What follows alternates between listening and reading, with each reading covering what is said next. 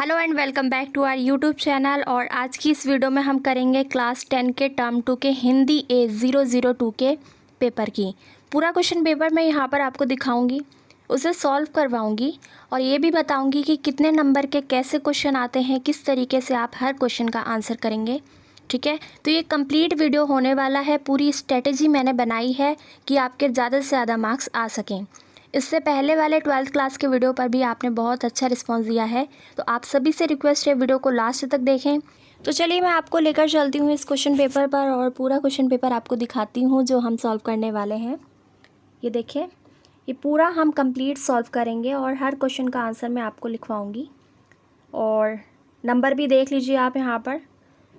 तो यहाँ पर मैंने आपको थोड़ा सा बता दिया है किस तरीके से आपका ये पेपर है और इसको हम सॉल्व करेंगे। ठीक है, आपको बेटर तरीके से समझ में आएगा। तो चलिए देर किस बात की है, करेंगे शुरू। लेकिन इससे पहले मैं आपको बता दूं कि हमारे चैनल पे और भी बहुत सा कंटेंट आपके लिए उपलब्ध है। हिंदी ग्रामर का हो, ल्यूसेंट हिंदी का हो या फिर आपकी 10th-12th क्लास की कोई भी सब्जेक्ट का हो, तो चैनल पे ज़रूर से एक बार प्लेलिस्ट पर जाकर चेकआउट ज़रूर करें। ठीक है, करते हैं आज का ये वीडियो शुरू।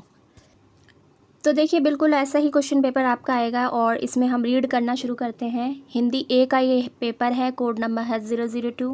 टोटल और मैक्सिमम मार्क्स होंगे इसमें 40, यानी कि 40 नंबर का आपका ये पेपर है। 2 घंटे का टाइम आपको इसको सॉल्व करने के लिए मिलने वाला है। और इसके बाद यहाँ पर नीचे आपको कुछ इंस्ट्रक्शंस दे रखी हैं, सामान्य निर्देश। इनको हम अभी से रीड करते हुए चलेंगे क्योंकि आपका जो पेपर आएगा फाइनल पेपर, उसमें सेम इंस्ट्रक्शंस आपको दी गई होंगी। और मैं यहाँ पर बता दूँ, ये मैंने ऑफिशियल वेबसाइट से निकाला है क्वेश्चन पेपर, तो बहुत ज़्यादा चांसेस हो जाते हैं कि इसमें से काफ़ी सारे क्वेश्चंस आपके फाइनल एग्ज़ाम में आ जाए। ठीक है, तो फर्स्ट वाला है यहाँ पर, इस प्रश्न पत्र में 2 खंड है, खंड का और ख। सेकंड है यहाँ पर, सभी प्रश्न अनिवार्य है, यथासंभव सभी प्रश्नों के उत्तर क्रमानुसार ही लिखिए। ठीक है, बेटर है कि आप क्वेश्चंस के आंसर्स आगे पीछे ना देकर सीक्वेंस में ही करें, इन्होंने ऑलरेडी आपको बता दिया है। थर्ड है यहाँ पर, लेखन कार्य में स्वच्छता का विशेष ध्यान रखिए। ठीक है, कैसे रख सकते हैं आप, अपनी राइटिंग को इम्प्रूव करिए और ज़्यादा से ज़्यादा लिखिए, प्रैक्टिस करिए, तभी आप अपने एग्ज़ाम में लिख सकेंगे बेहतर तरीके से। नेक्स्ट है यहाँ पर 4th नंबर पे, खंड का में कुल 3 प्रश्न हैं। ठीक है, और दिए गए निर्देशों का पालन करते हुए इन प्रश्न पत्र उप प्रश्नों के उत्तर दीजिए। तो आप ये चीज़ तो समझ जाएंगे जब हम इनके सेक्शन पर जाएंगे, खंड पर जाएंगे। 5th वाला रीड करेंगे जो सेक्शन खा है। इसमें 4 आपके प्रश्न दिए गए हैं और सभी प्रश्नों के साथ विकल्प भी दिए गए हैं, यानी कि आपको चॉइस मिलेगी यहाँ पर। निर्देशानुसार विकल्प का ध्यान रखते हुए 4 प्रश्नों के उत्तर दीजिए।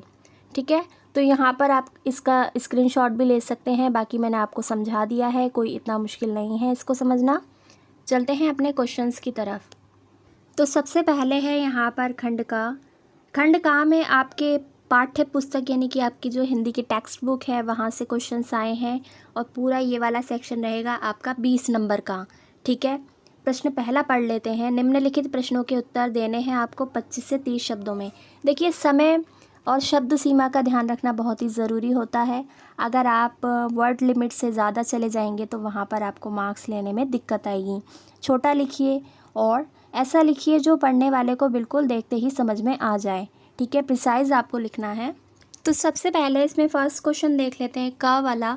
फादर कामिल बुल्के संकल्प से सन्यासी थे, मन से नहीं।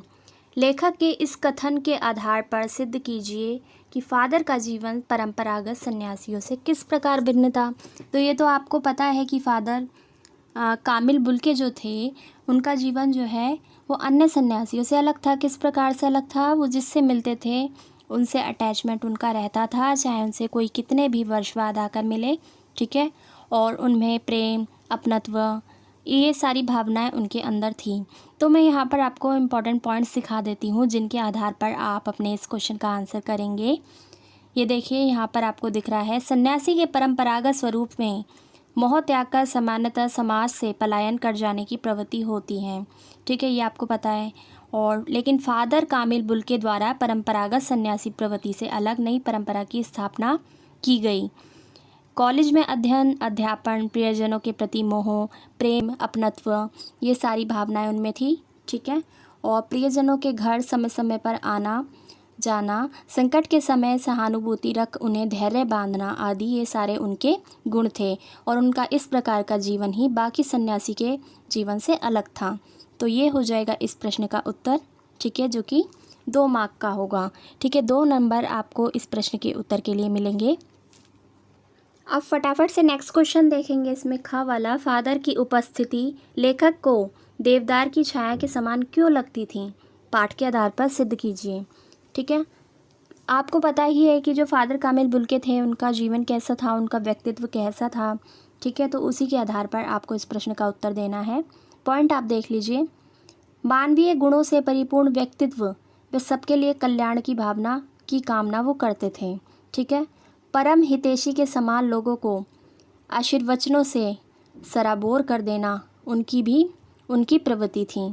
ठीक है, भरपूर वात्सल्य से भरी नीली आंखों में तैरता अपनापन।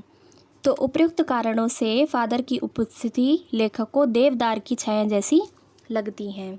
ठीक है, फटाफट से आगे बढ़ेंगे अगले प्रश्न की तरफ, जो कि है ग वाला। ठीक है, खा सेक्शन का ग प्रश्न है, क्या सनक सकारात्मक भी हो सकती है? सकारात्मक सनक की जीवन में क्या भूमिका हो सकती है? सटीक उदाहरणों द्वारा अपने विचार प्रकट कीजिए। देखिए, जो सनक होती है वो बिल्कुल सकारात्मक भी हो सकती है और नकारात्मक भी हो सकती है। सकारात्मक सनक क्या होती है? जो कि समाज के लिए हितकारी हो, ठीक है, लोगों के कल्याण की भावना से हो, उसे आप कहेंगे सनक, सकारात्मक सनक। ठीक है, और जो दूसरों को नुकसान पहुंचाए, ठीक है, उनके बारे में ना सोचे, सिर्फ अपने बारे में सोचा जाए, जैसे बुरे काम, कोई भी अपराध, चोरी, डकैती, ये सभी कैसी सनक है? नकारात्मक सनक। तो चलिए, यहाँ पर हम बात कर रहे हैं सकारात्मक सनक की और आपको उत्तर भी इसी आधार पर देना है। तो आपको बताना है क्या सनक सकारात्मक भी हो सकती है। तो देखिए, यहाँ पर मैं आपको इसके पॉइंट दिखा देती हूँ। सनक अर्थात धुन का पक्का होना। ठीक है, तो सबसे पहले आप सनक वर्ड को ही समझ लीजिए। सनक का मतलब होता है धुन का पक्का होना, लगन, मेहनत तथा ईमानदारी से काम करने की जो प्रवृत्ति होती है वो सनक सकारात्मक सनक है। ठीक है, अब उदाहरण आपको देने हैं और इसकी क्या भूमिका है। तो काफ़ी सारे ऐसे वैज्ञानिक हैं और महापुरुष हुए हैं हमारे देश में जिन्होंने समाज सेवा के बारे में सोचा है और देश को आज़ाद तक कराया है। ठीक है, और यहाँ पर देखिए, आज़ादी के मतवाले क्रांतिकारी, सामाजिक बुराइयों को समूल नष्ट करने की ठानने वाले समाज सुधारक इसके उदाहरण हैं। ठीक है, और पहाड़ काटकर रास्ता बनाने वाले दशरथ माझी जैसे सकारात्मक सनक वाले व्यक्तियों के उदाहरण हैं। आपने सुना भी होगा और इन पर पिक्चर भी बनी थी दशरथ माझी के ऊपर। इन्होंने क्या किया, इनको उस टाइम पर पागल कहा जाता था कि भाई कोई पहाड़ को भी काट सकता है, लेकिन उन्होंने ठान लिया था, क्योंकि इसलिए उन्होंने पहाड़ों के बीच से काट कर रास्ता बनाया जिससे लोगों को आने जाने की समस्या ना रहे। ठीक है, तो ये है इसका उदाहरण। ठीक है, सारे पॉइंट्स जो कि मैंने आपको बताए, इन्हीं के आधार पर इस प्रश्न का उत्तर आप देंगे, जो कि बहुत ही सटीक होगा, उपयुक्त होगा और आपको पूरे मार्क्स दिलवाएगा। तो ये भी 2 नंबर का क्वेश्चन था आपका। नेक्स्ट क्वेश्चन है घा क्वेश्चन, लखनवी अंदाज शीर्षक की सार्थकता तर्क सहित सिद्ध कीजिए। तो देखिए, आपने बहुत बार सुना होगा, आपने लेसन में भी पढ़ा है लखनवी अंदाज के बारे में, जो कि बहुत प्रसिद्ध है। तो यहाँ पर आपको इस शीर्षक की सार्थकता स्पष्ट करनी है। तो बिंदु में आपको दिखा देती हूँ मेन पॉइंट्स। विषय वस्तु से शीर्षक की पूरी तरह मेल खाने में ही शीर्षक की सार्थकता है। ठीक है, जो कि अब देखिए अगला पॉइंट देखेंगे यहाँ पर, लखनवी अंदाज शीर्षक की कथानक से पूर्णतः संबंध है ना, क्योंकि आपकी जो कथानक था उसका पूरा संबंध था लखनवी अंदाज से, जैसे झूठी नवाबी शान, दिखावा, सनक, नज़ाकत आदि का वर्णन। तो ये सभी चीज़ें क्या हैं, लखनवी अंदाज के उदाहरण हैं। ठीक है, आगे है इसमें, लेखक को दिखाने के लिए खीरे की फाँक सूंघकर खिड़की से बाहर फेंकने वाली घटना का उल्लेख आदि, ये सभी किसको सिद्ध करते हैं, लखनवी अंदाज शीर्षक की सार्थकता को। तो बहुत ही इंटरेस्टिंग क्वेश्चन मिला आपको यहाँ पर। बढ़ेंगे आगे, अब हम चलते हैं नेक्स्ट क्वेश्चन की तरफ। क्वेश्चन नंबर 2, निम्नलिखित प्रश्नों में से किन्हीं 3 प्रश्नों के उत्तर आपको देने हैं। ठीक है, यहाँ पर आपको चॉइस मिल जाती है और उत्तर आप देंगे 25 से 30 शब्दों में। ध्यान रखिएगा, यहाँ पर भी आपको शब्द लिमिट की, वर्ड लिमिट का ध्यान रखना है पूरी तरीके से। ठीक है, और हर एक क्वेश्चन यहाँ पर कितने मार्क्स का होगा, 2 नंबर का। तो चलिए का क्वेश्चन देख लीजिए। उत्साह कविता के शीर्षक की सार्थकता तर्क सहित स्पष्ट कीजिए। उत्साह कविता आपने पढ़ी है, ठीक है, उसकी सार्थकता आपको स्पष्ट करनी है। तो यहाँ पर आपको पॉइंट मैं दिखा देती हूँ। उत्साह कविता का आवाहन गीत है, ठीक है। इसके बाद है यहाँ पर कविता समाज में क्रांति और उत्साह की भावना संचार करने के उद्देश्य परक सृजन से प्रेरित थी, ठीक है, ये हमने पढ़ा है। उसमें बादल की गर्जना व क्रांति के माध्यम से लोगों के जीवन में उत्साह का संचार हुआ। प्रकृति में नवजीवन का समावेश, क्रांति चेतना का शंखनाद आदि शीर्षक की सार्थकता के आधार पर क्या होता है, उत्साह कविता के शीर्षक की सार्थकता स्पष्ट हुई है, ठीक है। आप इस कविता को दोबारा से पढ़ेंगे तो आपको अच्छे से समझ आएगा। इंपॉर्टेंट क्वेश्चंस मैं यहाँ पर आपको दिखाते चल रही हूँ। अगर आपको ये वीडियो पसंद आ रही है, आपको कुछ हेल्प हो रही है, तो वीडियो को ज़रूर से लाइक कर दीजिए और आगे के लिए चैनल को सब्सक्राइब करिए, ठीक है। नेक्स्ट क्वेश्चन है यहाँ पर खा। इस सत्र में पढ़ी गई किस कविता में फागुन के प्राकृतिक सौंदर्य का वर्णन किया गया है, उसे अपने शब्दों में व्यक्त कीजिए, ठीक है। तो मैं यहाँ पर आपको बता दूँ, ये सूर्यकांत त्रिपाठी निराला की एक कविता है, ठीक है, जिसमें कि फागुन के प्राकृतिक सौंदर्य का वर्णन किया गया है। मेन पॉइंट्स यहाँ पर आप देख लीजिए। निराला कृत अट नहीं रही है कविता, ठीक है, ये इसका शीर्षक है। कविता में चित्रित फागुन के अप्रीतम सौंदर्य की अपने शब्दों में कलात्मक अभिव्यक्ति आपको करनी है। फागुन की सर्वव्यापक आभा एवं उसके अद्भुत सौंदर्य की व्यापकता का उल्लेख है इसमें, ठीक है। और प्रकृति में सौंदर्य व उल्लास का समावेश, कण कण का फागुन के रंग में रंग जाना आदि। तो यहाँ पर इन चीज़ों को आप थोड़ा डिटेल में भी लिख सकते हैं, लेकिन 2 नंबर का क्वेश्चन है तो इतना इनफ होगा और प्रॉपर तरीके से आप लिखिए। मैंने इंपॉर्टेंट पॉइंट्स आपको दिखा दिए। बढ़ेंगे नेक्स्ट क्वेश्चन की तरफ, जो कि है दूसरे प्रश्न का ग पार्ट। इस सत्र में पढ़ी गई किस कविता में कोरी भावुकता ना होकर जीवन में संचित किए गए अनुभवों की अनिवार्य सीख है, ठीक है। कोरी भावुकता ना होकर जीवन में संचित किए गए अनुभवों की अनिवार्य सीख है। तो कौन सी कविता है वो? कविता के नाम के साथ कथन की पुष्टि के लिए उपयुक्त तर्क भी प्रस्तुत कीजिए, ठीक है। तो मेन पॉइंट्स आप देख लीजिए यहाँ पर। देखिए, ऋतुराज कृत कन्यादान कविता विदाई के समय माँ की केवल भावुकता का प्रदर्शन नहीं है, जीवन में संचित अनुभव पर आधारित उपदेश, सौंदर्य व वस्त्राभूषण पर ना रींझना, मानसिक रूप से दृढ़ बनाना आदि हैं, ठीक है। स्वयं को किसी के सामने लड़की जैसा ना दिखाने की आदि की व्यवहारिक सीख यहाँ पर मिली है इस कविता के माध्यम से, ठीक है। इसको फिर से रीड कर लीजिएगा आप और इसका स्क्रीनशॉट भी ले सकते हैं। तो अगला क्वेश्चन आप देखेंगे, घ। इस सत्र में पढ़ी गई किस कविता की अंतिम पंक्तियाँ आपको प्रभावित करती हैं और क्यों, तर्क सहित स्पष्ट कीजिए। तो भाई यहाँ पर मैं आपको एक एग्जाम्पल दे रही हूँ। अगर इसके अलावा कोई और कविता आपके माइंड में आती है और जो आपको प्रभावित करती है, आप उसके बारे में भी यहाँ पर लिख सकते हैं, लेकिन आप इसका आंसर देख लीजिए। देखिए, कन्यादान, ठीक है, आग रोटियाँ यहाँ पर जीवन के, तो ये पंक्तियाँ हैं जो जिन्होंने आपको प्रभावित किया है। उत्साह कविता की कौन सी पंक्ति है? विकल विकल, तो यहाँ पर है, ये पूरी पंक्ति है, इसलिए मैंने आपको शॉर्ट में दिखा दिया। आप कविता देखेंगे तो आपको समझ आ जाएगी कौन सी पंक्ति हैं जो आपको प्रभावित करती हैं, ठीक है। अगली आपकी कविता इसमें लिखिए, अट नहीं रही है, कहीं पड़ी है, डैश डैश डैश, पट नहीं रही है, ठीक है। तो इनमें से किसी एक कविता की उल्लेखित अंतिम काव्य पंक्तियों के प्रभावित करने व प्रिय होने के कारणों का तर्क सहित आपको उत्तर देना है, ठीक है। देखिए, तर्क सहित का मतलब है, मान लीजिए आपको कन्यादान वाली जो पंक्ति है उसने प्रभावित किया है, तो आप बताएंगे कि आप उससे क्यों प्रभावित हुए, क्या आपने सीखा, कारण बताना है, क्यों प्रभावित हुए, क्या कारण रहा, ठीक है। यहाँ पर आपको 2 नंबर पूरे मिलेंगे अगर आप अच्छे से आंसर करते हैं। नेक्स्ट क्वेश्चन है यहाँ पर क्वेश्चन नंबर 3। निम्नलिखित प्रश्नों में से किन्हीं 2 प्रश्नों के उत्तर आपको देने हैं जो कि 60 शब्दों में देने हैं, ठीक है। 2 प्रश्न करने हैं 60 शब्दों में, तो यहाँ पर भी आपको चॉइस मिल जाती है। क्वेश्चन आप देख लीजिए, माता का आंचल पाठ में वर्णित बचपन और आज के बचपन में क्या अंतर है? क्या इस अंतर का प्रभाव दोनों बचपनों के जीवन मूल्यों पर पड़ा है? तर्क सहित स्पष्ट कीजिए, ठीक है। तो इसका आंसर मैं आपको दिखा देती हूँ, 1 मिनट। हाँ, पॉइंट आप देख लीजिए, खेल खिलौने व खेलने के स्थान में अंतर हुआ है। पहले खेत खलिहानों व खुले में खेलने की जगह बचपन का अब घर या कमरे के अंदर तक ही सीमित है। ठीक है, पहले बचपन को संयुक्त परिवार का प्रेम व समय मिलता था।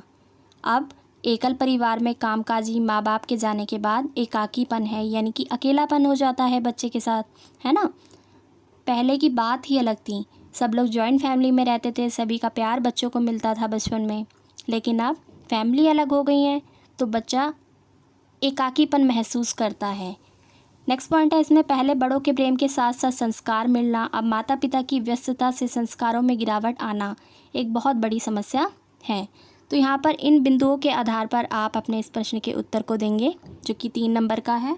ठीक है, आगे बढ़ेंगे नेक्स्ट क्वेश्चन की तरफ।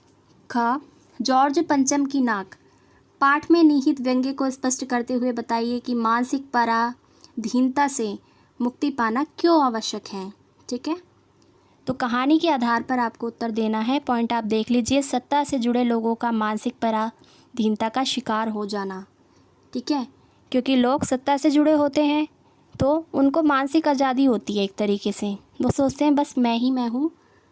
तो यहाँ पर इससे आज़ादी होना बहुत ज़रूरी है।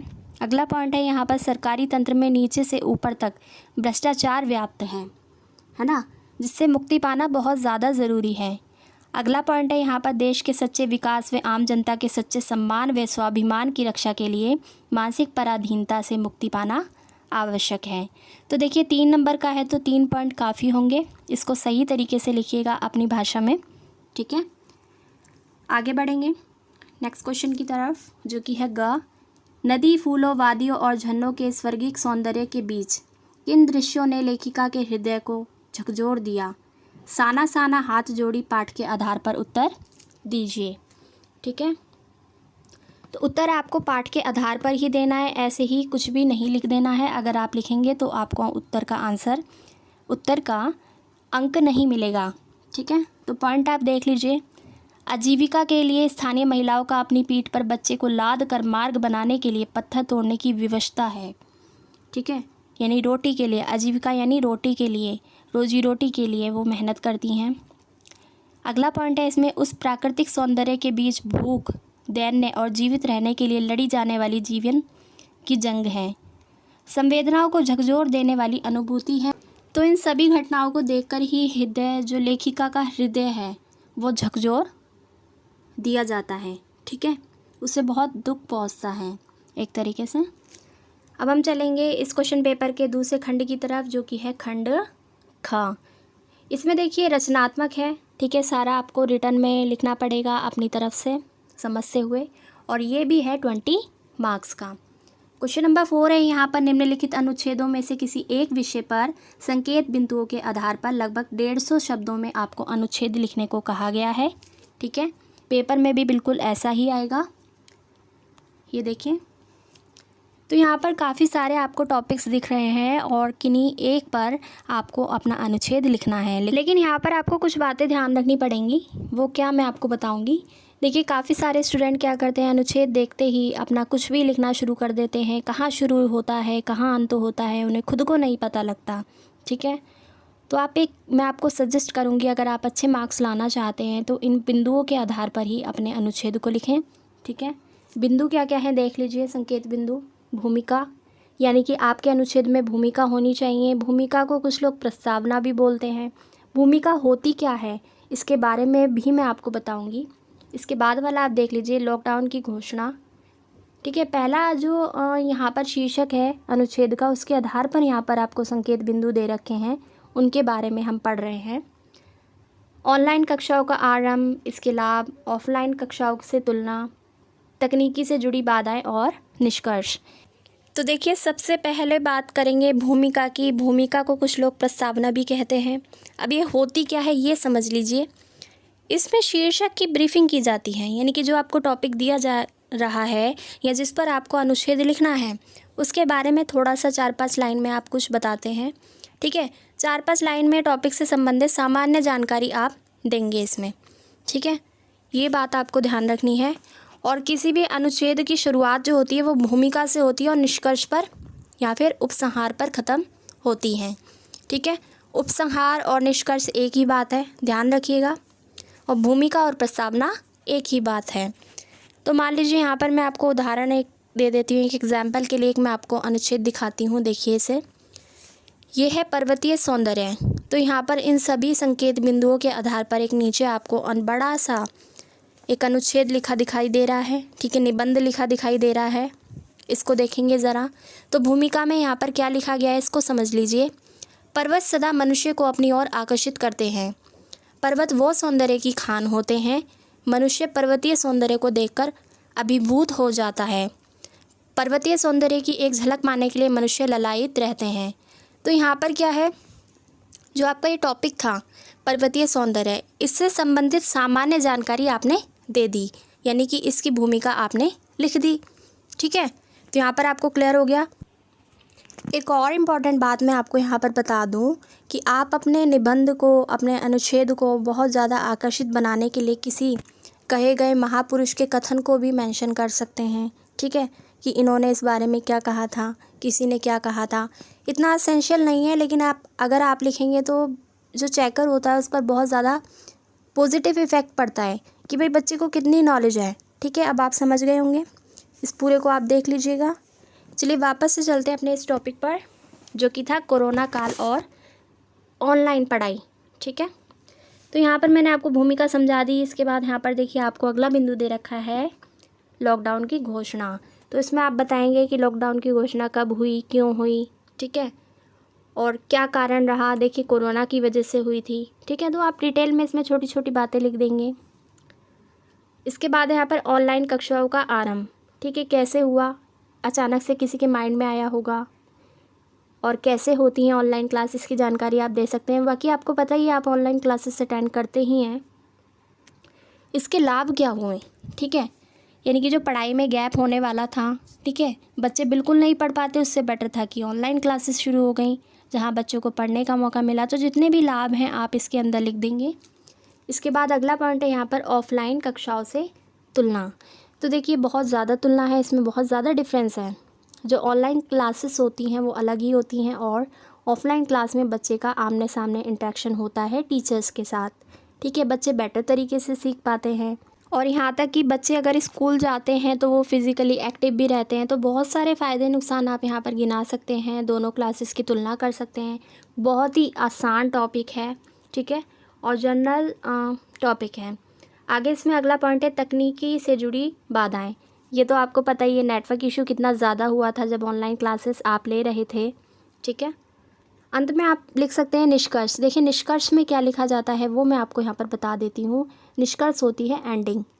ठीक है, एंडिंग कैसे लिखेंगे, तो इस प्रकार आप कह सकते हैं कि कोरोना काल में ऑनलाइन पढ़ाई होना आवश्यक था, परंतु वो यह किसी भी तरीके से ऑफलाइन कराई जाने वाली कक्षाओं की बराबरी नहीं कर सकती थी, और आगे ऐसी कोई भी समस्या उत्पन्न ना हो इसके लिए बचाव करें। ठीक है, और कोरोना प्रोटोकॉल के जो भी रूल्स होते हैं उसको फॉलो करें। इस तरीके से आप हिंदी भाषा में इसको लिख सकते हैं। बहुत ही आसान टॉपिक है। अगर आप संकेत बिंदुओं को समझ लेंगे तो आपका जो निबंध है या फिर अनुच्छेद है वो बहुत ही आसान हो जाएगा। और यहाँ पर मैं आपको सजेस्ट करूँगी कि भाई आप पॉइंट में लिखिए। ठीक है, कुछ बच्चे एकदम से पैराग्राफ लिख देते हैं पूरा, तो रीड करने वाले को बड़ी दिक्कत होती है, उसे पता ही नहीं चलता आपको कितनी नॉलेज है। आप पॉइंट में जो संकेत बिंदु दे रखे हैं उन्हीं के आधार पर आमने सामने लिखते रहिए। अगला संकेत बिंदु स्टार्ट करेंगे तो उसके सामने लिखेंगे, फिर अगले पैराग्राफ में अगला संकेत बिंदु उठा लीजिए। इस तरीके से आप सारे टॉपिक्स को, सारे पॉइंट को क्लियर कर लेंगे। आई होप आपको बहुत अच्छे से समझ आ गया होगा। और यहाँ पर मैंने आपको निबंध लिखने के 2 एग्जाम्पल भी दिखा दिए। पहले हमने बात की पर्वतीय सौंदर्य की, ठीक है, और यहाँ पर आ गया आपका कोरोना काल और ऑनलाइन पढ़ाई। ठीक है, इसके बाद अगला पॉइंट देखेंगे मानव और प्रकृति आपदाएं। बहुत ही आसान। देखिए भूमिका में आप इसकी सामान्य सी जानकारी देंगे कि मानव और प्राकृतिक आपदाएं क्या हैं। ठीक है, और इसके बाद यहाँ पर दोनों का आपस में क्या नाता है, बहुत ही घनिष्ठ नाता है। ठीक है, दोनों ही एक दूसरे पर निर्भर हैं, ये तो आपको पता ही है, तो इसको डिटेल में आप लिख लेंगे। इसके बाद यहाँ पर अगला संकेत बिंदु है मानव द्वारा बिना सोचे विचारे प्रकृति का दोहन। ये तो हो ही रहा है, मानव अपनी आवश्यकता के लिए जंगलों को, प्रकृति को बहुत नुकसान पहुँचा रहा है। ठीक है, कारण एवं प्रभाव, क्या कारण है जो कि प्रकृति का दोहन मानव कर रहा है। ठीक है, और जब वो दोहन कर रहा है तो इस पर क्या प्रभाव पड़ेगा प्रकृति पर, या फिर प्रकृति का हमारे ऊपर क्या प्रभाव पड़ेगा। ठीक है, बहुत ही आसान सा है। प्रकृति के रौद्र रूप के लिए दोषी कौन है? देखिए, ओवरऑल मानव ही दोषी है। ठीक है, प्रकृति तो दोषी नहीं है, वो तो अपनी जगह ठीक है, लेकिन उसका दोहन कौन कर रहा है? मानव ही कर रहा है। इसके बाद लास्ट में आप लिखेंगे निष्कर्ष। ठीक है, फटाफट से आगे बढ़ेंगे बिना देर किए। वैसे भी आपको इसमें एक ही आपको अटैम्प्ट करना है, तो किसी भी टॉपिक पर आपसे पूछा जा सकता है। नेक्स्ट है यहाँ पर ग, सड़क सुरक्षा जीवन रक्षा। तो ये भी बहुत ज़्यादा इजी टॉपिक है। ठीक है, सड़क के जो नियम है उसका पालन आपको करना चाहिए, और आप अपने जीवन की रक्षा किस तरीके से कर सकते हैं उन सभी का वर्णन आप इसमें करेंगे। लेकिन करेंगे कैसे? संकेत बिंदुओं के आधार पर हर एक बिंदु को आप लेंगे। ठीक है, और लास्ट में लिखेंगे निष्कर्ष। आगे बढ़ेंगे इसमें। अगला आपका प्रश्न है प्रश्न संख्या 5। आपकी चचेरी दीदी कॉलेज में दाखिला लेना चाहती हैं, किंतु आपके चाचा जी आगे की पढ़ाई ना करवाकर उनकी शादी करवाना चाहते हैं। इस बारे में अपने चाचा जी को समझाते हुए 120 शब्दों में एक पत्र आपको लिखना है। ठीक है, अब आपको पत्र लेखन के बारे में यहाँ पर मैं आपको बताऊँगी। ठीक है, तो सबसे पहले हमने बात की थी अनुच्छेद लेखन की, अब हम बात करेंगे पत्र लेखन की। तो देखिए, पत्र लेखन की आप शुरुआत कैसे करेंगे? जो लास्ट और एंडिंग है, ठीक है, जो प्रारंभ और अंत होता है किसी भी पत्र का, उसके लिए आपको मिलेगा 1 मार्क। ठीक है, और जो मेन कंटेंट होता है, विषय वस्तु होती है, उसका मिलेगा आपको 3 मार्क्स, और भाषा के लिए आपको मिलेगा 1 नंबर। ठीक है, तो कुछ इस तरीके से टोटल आपका हो जाएगा ये 5 नंबर का। ठीक है, और यहाँ पर आपको इस क्वेश्चन में चॉइस भी देखने को मिलेगी, जो पत्र आपको आता है उसी को आप अटैम्प्ट करें। ठीक है, देखिए बहुत ही आसान है, इसका मैं फॉर्मेट आपको दिखा देती हूँ कि आप किस फॉर्मेट में अपने इस पत्र को लिखेंगे। ठीक है, ये देख लीजिए, आपको स्क्रीन पर दिख रहा है, इस तरीके से आप अपने पत्र को लिखेंगे। ठीक है, और आरंभ अंत में आप देख लीजिए क्या लिखना है। विषय वस्तु समझ लीजिए, मेनली विषय वस्तु होती है जो मेन बात आपकी कहने वाली होती है। ठीक है, विषय वस्तु में आप क्या लिखेंगे कि पढ़ाई का आजकल क्या महत्व है, और पढ़ लिख जाने के बाद नौकरी प्राप्त कर लेते हैं। शादी जल्दी हो जाएगी तो क्या होगा? बच्चे की एजुकेशन रह जाएगी, है ना, और ज़रूरत पड़ने पर वो अपने लिए खड़ी नहीं हो सकेगी। ठीक है, अपने पैरों पर खड़े होना बहुत ज़रूरी है आज के टाइम में। तो ये सभी इंपॉर्टेंट बातें जो देखिए, आपको इतना तो पता ही होता है, ये सारी बातें आप विषय वस्तु के अंदर लिखेंगे। ठीक है, और अगला आप देख लीजिए, इसी में आपके क्षेत्र में सरकारी राशन की दुकान का संचालक गरीबों के लिए अनाज की कालाबाजारी करता है और कुछ कहने पर उन्हें धमकाता है। उसकी शिकायत करने हेतु लगभग 120 शब्दों में जिला अधिकारी को पत्र लिखिए। तो ये भी मैं आपको स्क्रीन पे शो कर दूंगी। ठीक है, लेकिन आप समझ लीजिए क्या है ये एक औपचारिक पत्र है। तो देखिए, औपचारिक पत्र लिखते समय आपको कुछ बातों का ध्यान रखना पड़ता है, जैसे कि इसमें औपचारिकताएं होती हैं। साधारण भाषा में आप इसको नहीं लिख सकते, आपको महोदय, महोदया, इन सब शब्दों का प्रयोग करना पड़ेगा भवदिया अंत में। ठीक है, तो ये मैं आपको स्क्रीन पे दिखा देती हूँ, आप देख लीजिए, आपको नज़र आ रहा होगा। ठीक है, तो कुछ इस फॉर्मेट के अनुसार आप इस पत्र को लिखेंगे। ठीक है, अब आपको समझ आ गया होगा। फॉर्मल लेटर होते हैं, ये औपचारिक पत्र होते हैं। ठीक है, इससे ऊपर वाला क्या था? अनौपचारिक पत्र था, जो कि रिश्तेदारों को, बहन भाइयों को लिखे जाते हैं और साधारण भाषा में लिखा जाता है, और जिसमें कि बहुत ज़्यादा ऑफिशियल होने की ज़रूरत नहीं पड़ती। ठीक है, आगे बढ़ें। अगला प्रश्न है आपका 6। आपको अपना फ्लैट किराए पर देना है, इसके लिए लगभग 50 शब्दों में एक आकर्षक विज्ञापन तैयार कीजिए। बहुत ही आसान है, और इसमें आपको किस तरीके से नंबर मिलेगा वो देख लीजिए। विषय वस्तु का आपको मिलेगा 1 नंबर, प्रस्तुति का मिलेगा 1 नंबर, और भाषा का मिलेगा आधा नंबर। तो तीनों चीज़ों को आपको ध्यान में रखना है और अपना विज्ञापन तैयार करना है। और स्क्रीन पर मैं दिखा देती हूँ, इस तरीके से इस फॉर्मेट में आप अपने इस विज्ञापन को तैयार करेंगे, जो कि होगा टोटल 2.5 मार्क्स का।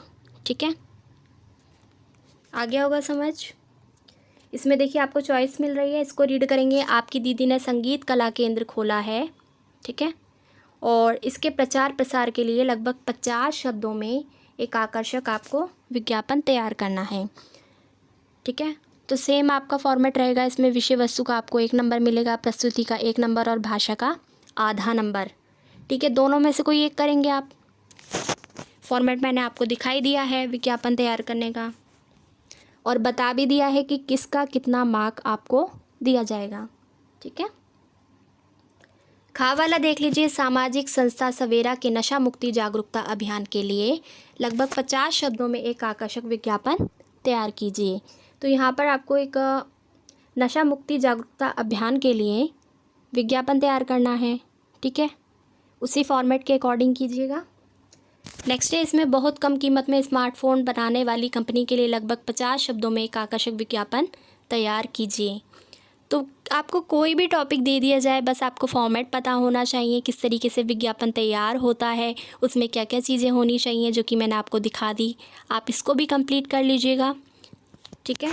आगे बढ़ेंगे अगले प्रश्न की तरफ, जो कि है क्वेश्चन नंबर 7 और आज के इस क्वेश्चन पेपर का लास्ट क्वेश्चन है, ठीक है। इसको समझते हुए चलिएगा, बहुत ही इंपॉर्टेंट है। राष्ट्रीय प्रतिभा खोज परीक्षा NTSC में पहला स्थान प्राप्त करने पर अपने मित्र को लगभग 40 शब्दों में शुभकामना संदेश लिखिए, ठीक है। इसके लिए आपको 2.5 नंबर मिलेगा। और ये देखिए नेक्स्ट है, इसमें चॉइस आपको यहाँ पर मिल गई है, अथवा लिखा है साहसिक कार्य के लिए बाल वीरता पुरस्कार से सम्मानित होने वाले अपने मित्र को लगभग 40 शब्दों में बधाई संदेश लिखिए। तो मैं आपको स्क्रीन पे दिखा देती हूँ बधाई संदेश कैसा होता है, और इसी तरीके से आप अपना टॉपिक के अकॉर्डिंग बधाई संदेश तैयार कर लेंगे, ठीक है। ये देखिए, इसका स्क्रीनशॉट आप ले लीजिएगा। आगे बढ़ेंगे। खा है इसका केरल के निवासी अपने मित्र को ओणम के अवसर पर लगभग 40 शब्दों में एक बधाई संदेश लिखना है, ठीक है। क्वेश्चन नंबर जो 7 है वो टोटली बधाई संदेश पर ही आधारित है।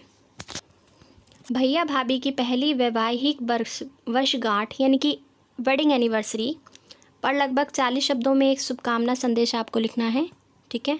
इसी फॉर्मेट के अकॉर्डिंग लिखेंगे, 40 वर्ड्स में लिखेंगे, ठीक है। चलिए, इससे आगे कुछ भी नहीं है इसमें। यहाँ पर होता है आपका ये क्वेश्चन पेपर पूरी तरीके से कंप्लीट। तो मैं आपको फिर से बता दूँ, बहुत ही इंपॉर्टेंट क्वेश्चन है, ठीक है। ज़्यादा से ज़्यादा मार्क्स आप लाना चाहते हैं तो हमारे चैनल को सब्सक्राइब कर लीजिए। यहाँ पर आपको ग्रामर भी पढ़ाई जाती है और आपके कंटेंट से रिलेटेड क्वेश्चन पेपर्स भी सॉल्व करवाए जाते रहते हैं। अगर आपको आज का ये वीडियो यूज़फुल लगा है तो वीडियो को लाइक कर देना, चैनल को सब्सक्राइब कर लेना और ज़्यादा से ज़्यादा शेयर भी करना। मिलेंगे अगली बार एक नई वीडियो के साथ, तब तक के लिए आप सभी का धन्यवाद।